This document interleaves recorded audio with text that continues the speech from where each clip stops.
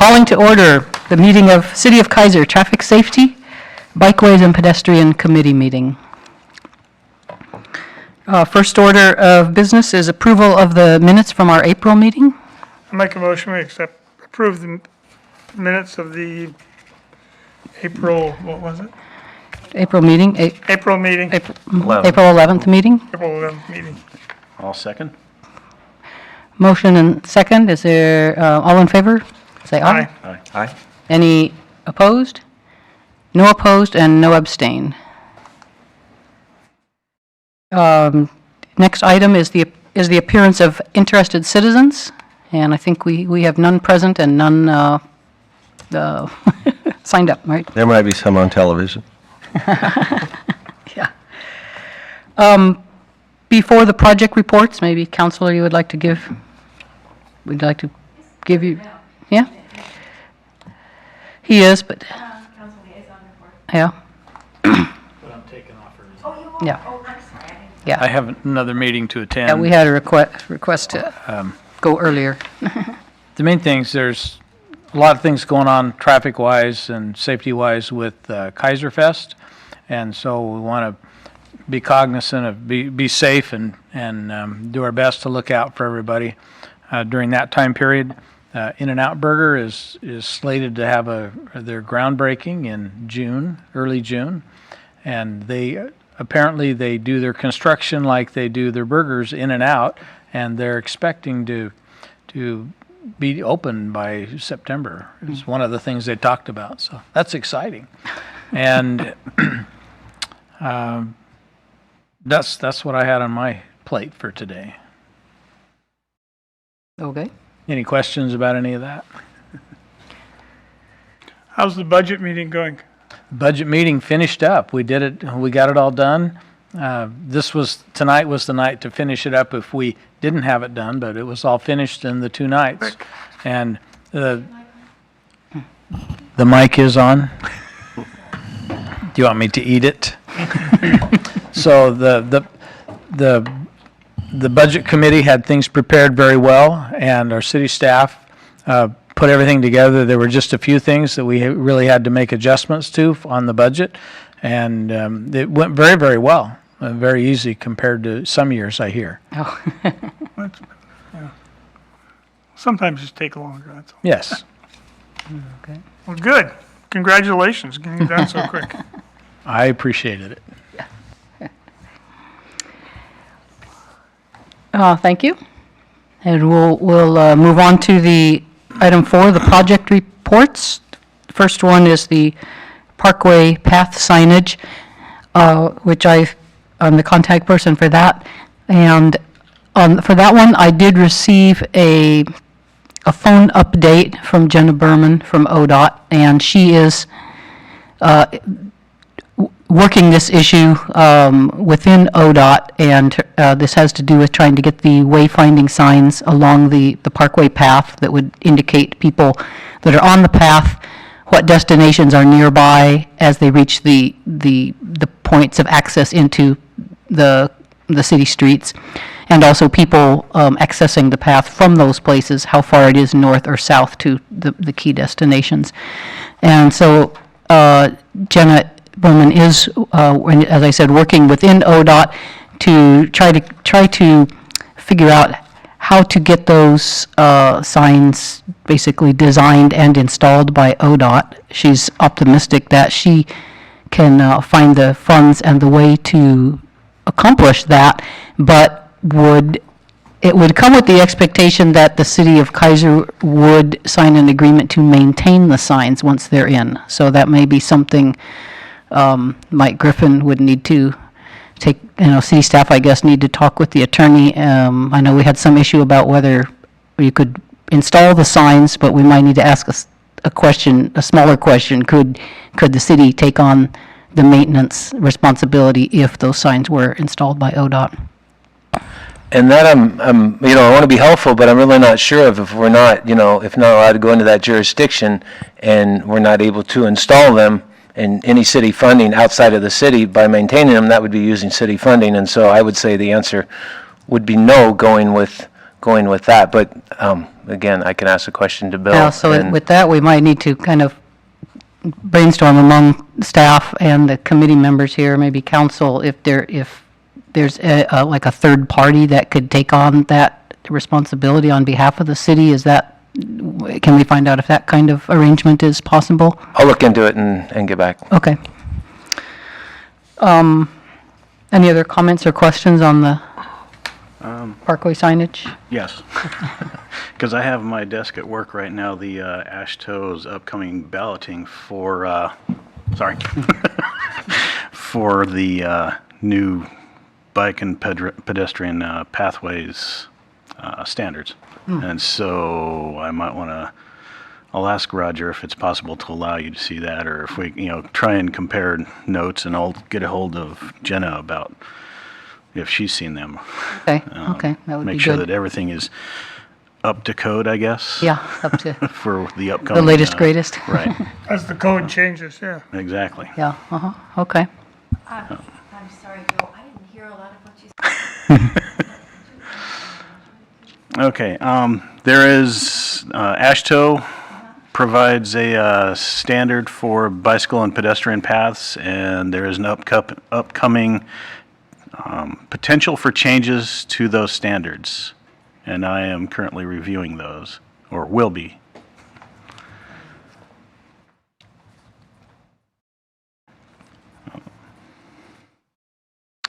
And the other thing I was thinking about, since I just heard someone saying it today, and, I feel like I know something, we could have an IGA, intergovernmental agreement possibly to, some kind of work between the city and ODOT so that it would provide the city the allowance to work somewhere outside jurisdiction.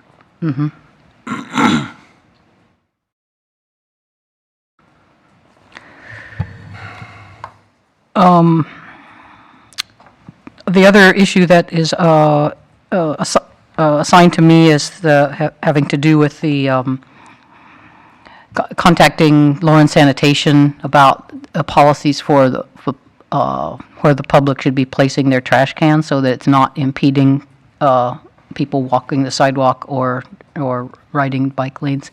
And so that one I have not started yet.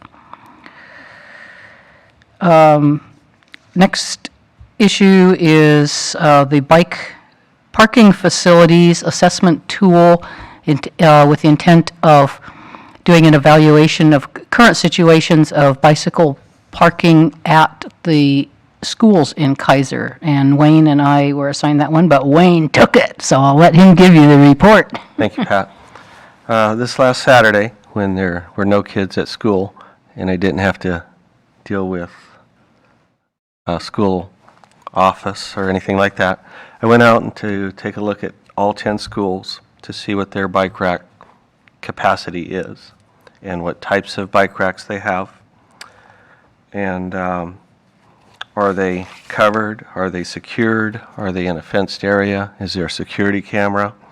The types of bike racks. And so I went to all 10 schools, 7 elementaries, 2 middle schools, and the high school. And I found some interesting things. One of our elementary schools has no bike racks, Kennedy. Some of our schools, most of the schools, have old style bike racks. 2 of the schools have modern bike racks. Weddell and Claggett Creek Middle School are very good as far as their bike racks. They're fenced. Claggett Creek has a security camera, and they're the U-shape or the wave shape, where you can attach a U-shaped lock to them. McNary, they have capacity for 74 bikes, but they're not using that entire capacity very well. Where the bike racks are positioned, one of their bike racks is a double. You could park it from the left or the right, alternating.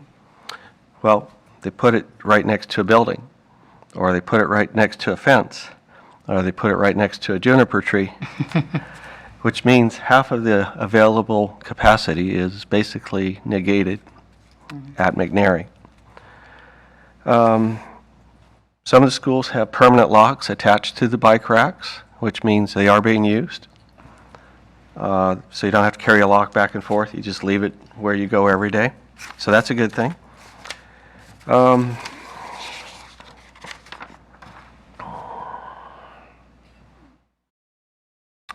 They have different names for these bike racks. Some of them are called toasters or front-loading toasters, U-shapes, waves. I don't know what a wheel bender rack is. That's the older style rack that usually fits a child's bike, that you just slot your wheel in between the metal bars and That and might be a it doesn't support the frame of the bike at all. And doesn't secure the frame. No. Okay, so most of the bike racks, 8 of the schools have either no bike racks or obsolete style bike racks. 2 of the schools, Claggett Creek and Weddell, have the modern wave style. I've got numbers for all the schools. I found out the uncovered capacity. They're all uncovered. All the schools are uncovered. So. Some have secured areas. Whitaker actually has a fence around their bike area. So Whitaker, Claggett Creek, and Middle School have a fence. There's a question on our standard form here. Is there any skateboard capacity? Or I put zeros for all 10 schools on skateboards, but Unless it's indoors, unless it's Yeah. inside somewhere, yeah. something. So that's what I did on Saturday. It took me about 4 hours to go to all 10 schools. I just wanted to get some basic capacity data. And then we do need to go back to the school again, hopefully before the school year ends, to determine usage, what's going on during the school day. So that's what I have. As far as my other item is Safe Routes to School Action Plan. I don't have anything new there. Safe Routes to Parks Grant. I don't have anything new there. I did learn something. There's the Street Trust published an email today, or a couple days ago, saying that House Bill 2682 has been passed by the House and the Senate. Its purpose is to clarify that bike lanes continue through intersections, which will protect bikers, cyclists, even if the bike lane is not painted in the intersection. Yeah. So if it's painted on either side, going the same direction, then it protects the biker in the intersection. This will prevent, it's like a right-hand turn on a car cutting off a bike rider. This will make it the car driver's responsibility if he hits the cyclist in the intersection. So that's what I learned. That's all I have. Well, thank you for that, all your work on the bike parking at schools. And is there, I guess my question is, what do you see as the next steps? Something you did or something you need committee, Oh, the next someone else step to is- help input Well, from? we can look at the weaknesses of each school and then find out ways to improve it. For McNary, the obvious immediate thing would be to move some of the bike racks away from the building Yeah. to make them available. I mean, that's a no-brainer there. Others of those, it seems like we may be able to work with the person that the school district and the council of governments are planning to hire, right? The Safe Routes to School person, maybe? Showing that, so showing we that we would- have this information. I would, and- our next step, I think, is we should make a recommendation for each school as to how to improve the bike rack Yes. accessibility. Okay. Yeah. Counselor? Thank you, Madam Chair. Mr. Fry, a couple of things, your report was really good.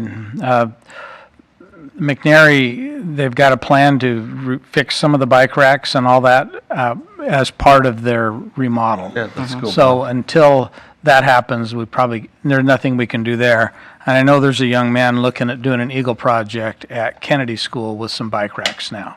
Very good. Yeah, currently Kennedy has no bike racks. I look at. Can, I mean, we've obtained information before from ODOT and other sources about the preferred types of bike racks, so hopefully, I don't know if you can kind of put the Eagle Scout candidate in contact with us, so we make sure that the recommendations end up with something that is the preferred type that will allow secure parking of the Right, and of the that's a bikes. great suggestion, Madam Chair. What I've done is I've connected him with our birthday boy, Mr. Sanger, today. And so Hirsch is working with this young man, Okay, okay, so he should have good information. okay. I would like to comment, if we do replace any at any time, to make sure that we replace them with quality bike racks. And then part of this assessment tool is an evaluation, and they give us points for different types of bike racks. A wheel bender gets 10 points, a front loader gets 15, a wave rack gets 25, a quality bike rack gets 40 points, and then we create a score for that school. And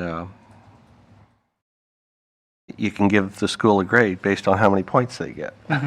So, Yeah, and it may be worth, like you say, presenting this once you have all the information and the observations in action, as well as your Saturday observations, and allow school staff or something, facilities people or something, opportunity to indicate if there's any other parking opportunities or something. Do they allow staff to bring their bikes inside, for instance, or do they, the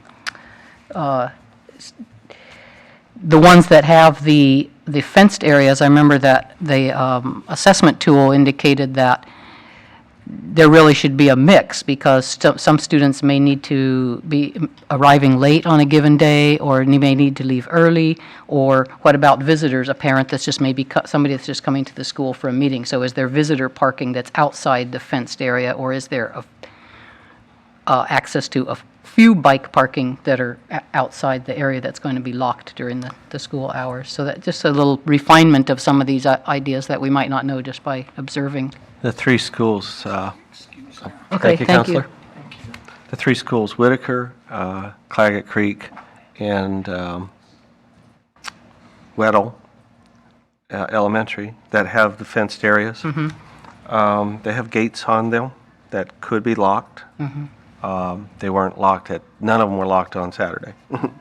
So if you arrive late, or if you have to leave early, you might have to, how do you get your bike out of a locked area?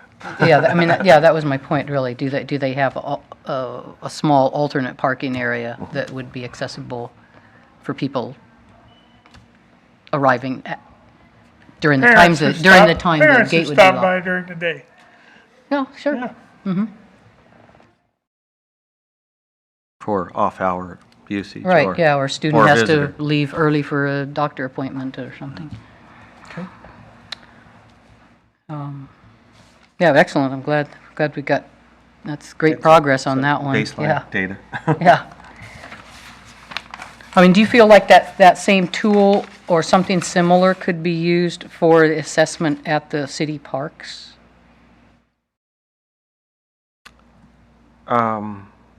Something similar, yes. Or the same thing. Yeah. It's, Parks or business? I'm on parks, and that idea has been floated that we do the same thing in parks. Oh, we, Yeah, me. yeah. Since I'm on both committees, so. Yeah, There's 19 parks in Keizer. take more than Some one are, Saturday. some are undeveloped. Yeah, Okay, that's all I have. okay. Let's see, Kathy, Joe, do you have any updates for your project? A little bit, not much. At the last neighborhood association, we did not talk about the bike repair stations. We were completely focused on the Keizer Fest, so that went nowhere. Nothing for NACTO. The code and policy review, I can at least say that I've downloaded everything that they were able to provide to me, but I haven't actually started looking at it, so I have lots of stuff on my plate. And that's it. So, yeah, I guess not really. Are you going to try to compare the two different standards side by side, or? Yeah, that's what we, that's sort of what we asked about, right? Right. Try and look and, see what standards we in fact have in the first place. And then, how do they compare with what the NACDO standards are or AASHTO standards? Okay.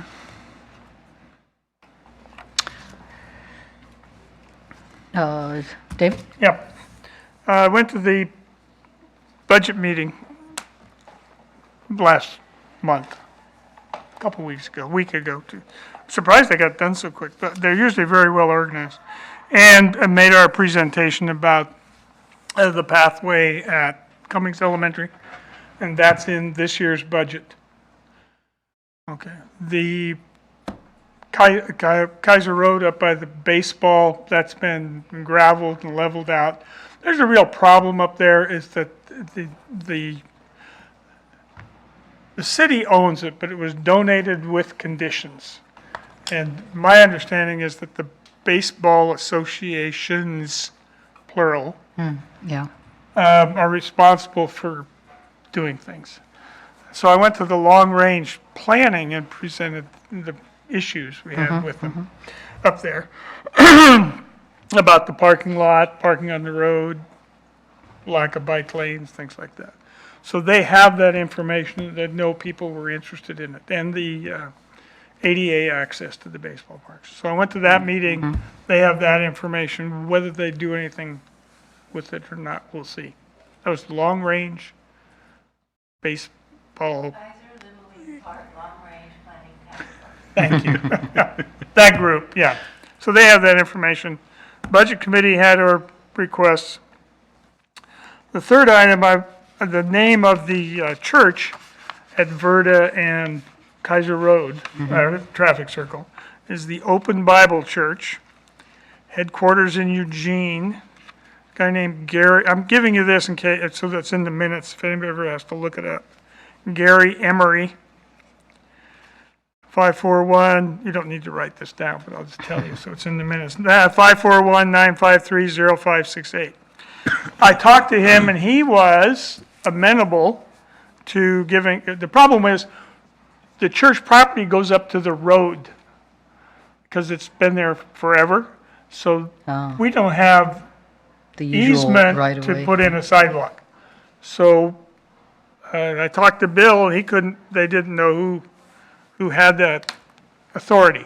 So I finally tracked the guy down, which is more complicated than it sounds like, because, but I thought they were going to call the police on me for hanging out in their church parking lot when nobody was there. Anyway, I talked to him, and he's amenable to it as long as it doesn't cost him any money.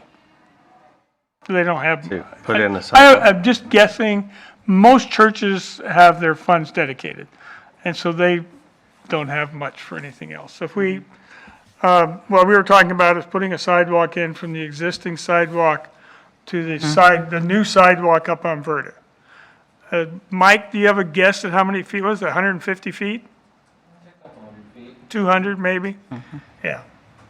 Anyway, I mean, I have no idea what it costs, but I talked to Bill Lawyer, gave him the information, and that I talked to the guy, and the guy seems amenable when he gets back from wherever he was going.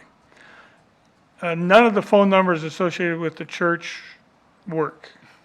So fine, that's what, so anyway, so that's where that is. Talked to Bill, he said they'll try and work, they'll see that's on next year's budget. They can't do it this year because this year's budget's done. And I don't think it's going to be a trivial amount of money for 200 feet of sidewalk. All right, and you would have to, I guess, wouldn't that be a situation, Mike, where city would have to offer them fair market value for an easement, and then the owner could, at that point, well, they have to be offered first, and then they can say, think waive their rights and donate They it. can just, No, they could just grant it to us, I think, Okay. yeah. and then go from Ahead of time, they could grant it first, yeah. And the other problem I see is that the sidewalk's higher than the parking lot.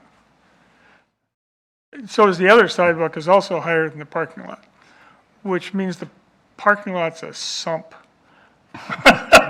Right now, the water could get out, but anyway, that's up to the city and them. It's not paved, is it? It's not paved, but it's going to be paved this summer. They've accumulated the money, and they've talked to Mike. Mike, did they talk to you? Did the church talk to me? Yeah, Open Bible. They've talked to somebody at Public Works, because there's a standing water issue if they pave their parking lot. Maybe Bill, maybe you. Maybe, they haven't talked to me. Yeah, 'cause So- right now, it's all gravel, so if it rains, it just stays there. And just, you asked about the footage, it's about 350 feet, just, Oh, well, that just to won't- throw out there, and you were looking at a price number and, $20,000 or so, I mean. I have a question, Mike. If we put in a new sidewalk, does it have to be irrigated or open, so it could, like on Shamawa? Where it Oh, where it vegetated can flow- swale? Where the excess water could flow into residential areas? Probably, we don't have any storm drain right there on that side, so that might be something we would look into, so we might have to acquire a little bit more to do some type of vegetated swell and then have the sidewalk on the opposite side. So it's something we would look into. Anyway, it's in the works. So, and that was it. Oh, I was recalling at Kennedy, the kids were parking there. They have a play area in back of the school. It's covered. The Kennedy has a covered play area. And Yeah. that's where the kids were parking their bikes during the winter. But I don't think there's a bike rack. I think they just run them into the wall and drop, pile them up and let them go. So, but it is covered if they park it back there, but it's not visible. I don't think there's any windows on the side.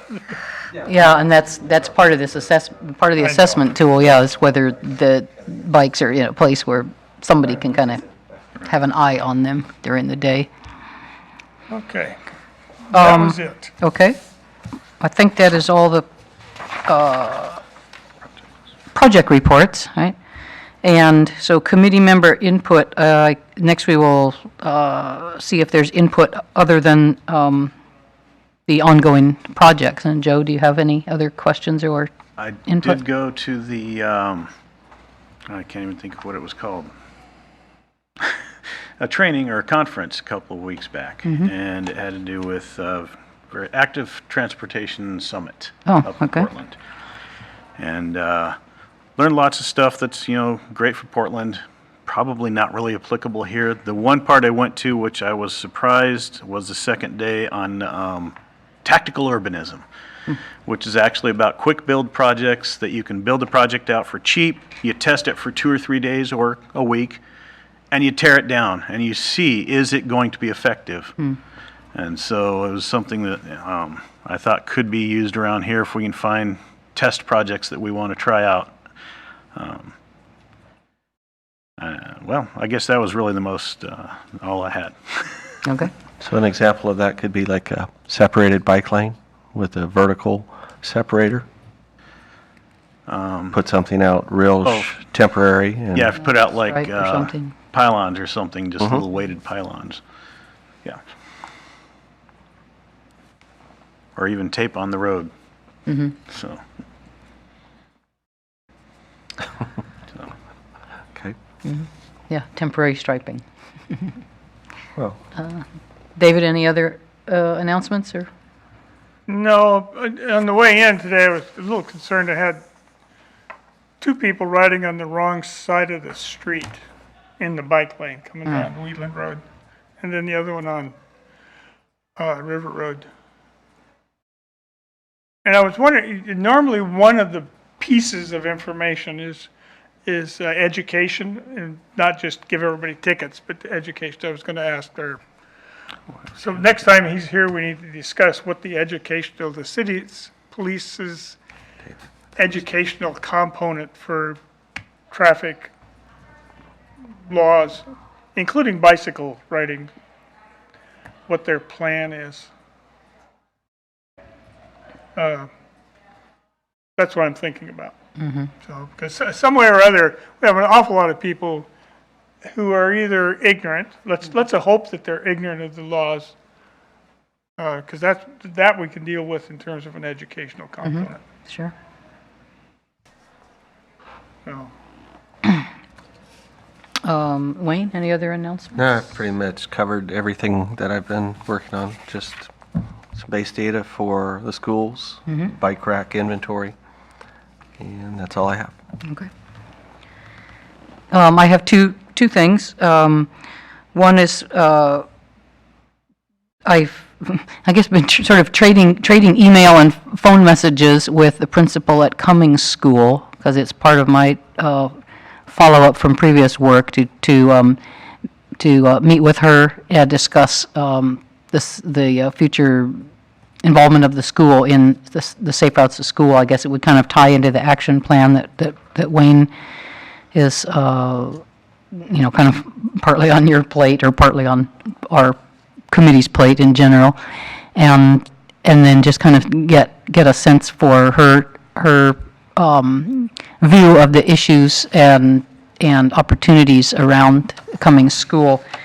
Also, kind of connected to that is I've left a message, and I need to follow up again with David Friedenbach at the school district, and that would be following up on discussion at our April meeting here in trying to find out who at the school district can we talk to make sure that the city and also this committee are aware of opportunities to provide input and get information about what's being planned, especially at Cummings, but at any of the schools that have the bond, that are doing work with the bond money. We kind of talked about a little bit about McNary and also about Cummings, I think, last time, that, gee, we'd like to know who their project manager is and that sort of thing, so that we can offer some recommendations and make sure we kind of are on board with what their decision process is and when decisions are happening. Another one, I guess, is Mike, a question for you. You mentioned, I think, last time the River Road paving project, and of course, it's been pretty visible that the ADA ramps at the corners are being worked on. And it's been, a number one priority for this committee, the pedestrian safety along river roads. I was wondering if you could comment a little bit about those ramps. They seem to be like creating a larger turning radius, which would mean maybe cars are coming around the corners faster than they used to, or they could do that. I don't know. No, same footprint. They're just laying them down and making them ADA compliant. So what you might see is the fact that there's a gutter pan that now goes around a lot of them, that at certain spots along River Road you don't have a gutter, so you might be seeing that, which makes it appear to be wider than it is, but they're pretty much following. The only thing that might change are the throat, which is where the ramp comes down.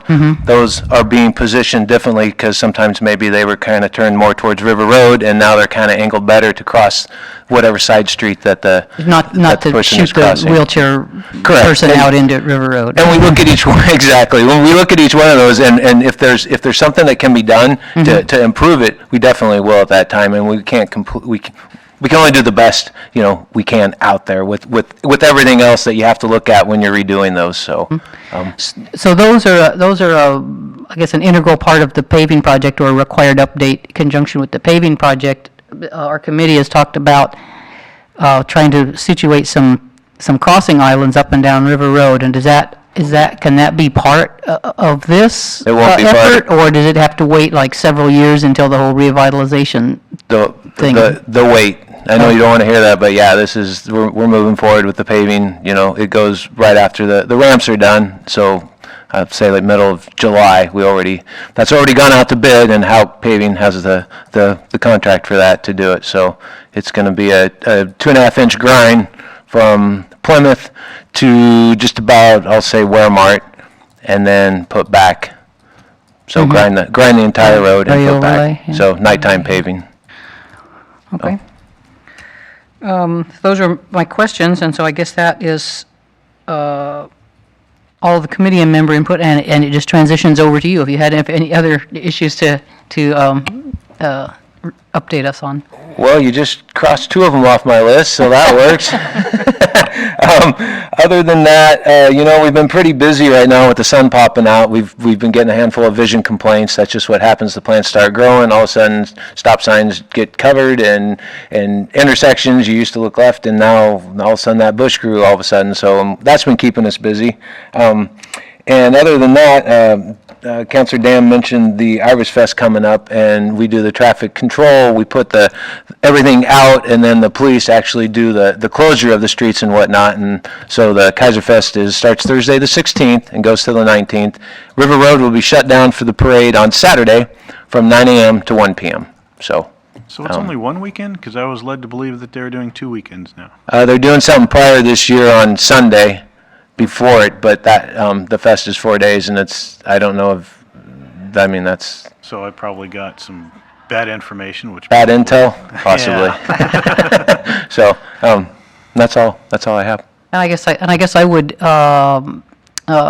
express my thanks again to all city staff for the condition of the roads during the Monster Cookie bike ride. The roads in Keizer were excellent and were definitely in better condition than those of our neighbor to the south. Oh, yeah. Good deal. Definitely. I did some of the signage set up for that, and I was stopping and picking up stuff to throw off, which made me much slower in putting out signs than I would have liked, and that was all south. Yeah. It's like such a small part of it. Thank you, Madam Chair. So we have no police liaison report. Anybody reporting on their behalf or not? And council report is done, so is there, You really there- running an efficient yeah. meeting, holy cow. when half the people are gone, look what we can do. Is there any other business that we need to discuss? If not, remember that our next meeting is June 13th. And I will call this meeting adjourned.